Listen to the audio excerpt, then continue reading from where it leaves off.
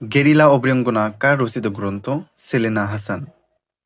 প্রখ্যাত সাহিত্যিক শওকত ওসমানের প্রকৃত নাম কোনটি? শেখ আজিজুর রহমান। শেখ আজিজুর রহমান।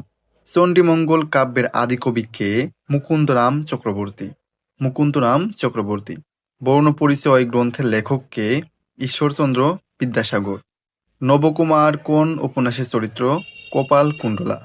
নবকুমার কোন উপন্যাসের চরিত্র? কপালকুণ্ডলা। রবীন্দ্রনাথ ঠাকুর কবে মৃত্যুবরণ করেন? 22শে শ্রাবণ 1348। 22শে শ্রাবণ 1348। এই বাংলাটাই পরীক্ষায় সবথেকে বেশি এসে থাকে। মুক্তিযোদ্ধা ভিত্তিক রচনা কোনটি? খাঁচাই। মুক্তিযোদ্ধা ভিত্তিক রচনা কোনটি? খাঁচাই। মধুমালতীর অনুবাদক কে? সৈয়দ হামজা। মধুমালতীর অনুবাদক সৈয়দ হামজা। কাজী নজরুল ইসলামের মোট 5টি গ্রন্থ বিভিন্ন সময়ে ব্রিটিশ ঔপনিবেশিক সরকার কর্তৃক বাজেয়াপ্ত হয়।